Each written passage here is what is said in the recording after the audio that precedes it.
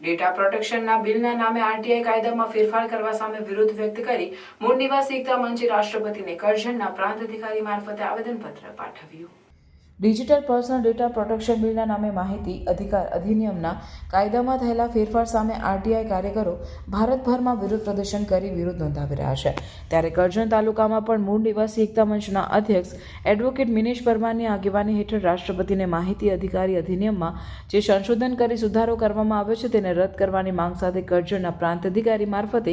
આવેદનપત્ર પાઠવવામાં આવ્યું છે। અત્યાર સુધી કોઈ રસ્તાનું બરાબર કામ નહીં કરનાર કોન્ટ્રાક્ટરનું નામ, એજન્સીનું નામ, તેને ચૂકવવાની રકમ વગેરે વિગતો મળી શકતી હતી। એવી જ રીતે મનરેગા યોજનામાં પણ ભ્રષ્ટાચાર કરનાર તથા શ્રમજીવીઓને થયેલા ચૂકવણાની વિગતો, રેશન કાર્ડમાં મળતા અનાજની વિગતો, સરકારી આવાસ યોજના જેવી અનેક જનહિતની અને જાહેર હિતની માહિતી મળી શકતી હતી। પરંતુ હવે ડીપીડીપી અંગેના નવા કાયદા હેઠળ આરટીઆઈ કાયદાની કલમ 8(1) જે સુધારો કરવામાં આવ્યો છે, જે નવા સુધારા પ્રમાણે વ્યક્તિગત કે અંગત માહિતીના નામે આ બધી વિગતો આરટીઆઈ અરજી કરનારને મળે નહીં, જેથી આરટીઆઈનો કાયદો દાંત વિનાનો અને નકામો બનાવી દેવાની ચેષ્ટા સામે વિરોધ નોંધાવ્યો છે।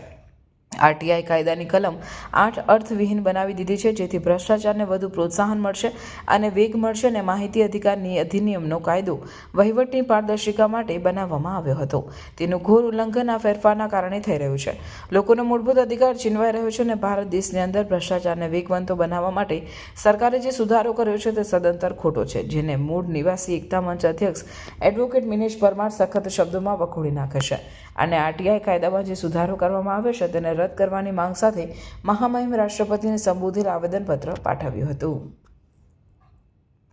ભાજપા સરકાર દ્વારા માહિતી અધિકાર અધિનિયમના કાયદાની કલમ 8ની અંદર જે સુધારો કરવામાં આવ્યો છે એને મૂળ નિવાસી એકતામાં સખત શબ્દોમાં વખોડી નાખે છે। આજ રોજ કરજણના પ્રાંત અધિકારી શ્રી મારફતથી મહામહિમ રાષ્ટ્રપતિશ્રીને આવેદનપત્ર પાઠવ્યું છે અને એમાં અમારી મુખ્યત્વે માંગ એ છે કે માહિતી અધિકાર અધિનિયમનો કાયદો જે તે સમયમાં અમલમાં આવ્યો તે સમય દરમિયાન કલમ 8 અને 9ની જોગવાઈ છે અને અત્યારે ચાલુ છે, પરંતુ નવો જે ડિજિટલ પ્રોટેક્શન બિલના નામે જે સુધારો કર્યો છે વ્યક્તિગત અને જનહિત એ શબ્દોનો અર્થઘટન કરવામાં આવ્યું છે તે ખોટું છે। એક સુધારાને રદ કરવા માટે આજ રોજ આવેદનપત્રના માધ્યમથી માગણી છે અને સુધારો રદ થાય તો ભારત દેશની અંદર ભ્રષ્ટાચાર જે વેગ બનતો બને છે તે અટકી શકે છે અને જો સુધારાનો અમલ ચાલુ રહેશે તો દેશની અંદર ભ્રષ્ટાચારનો દર વધશે, તંત્ર ભ્રષ્ટાચારી બનશે અને લોકોની સુખાકારીનો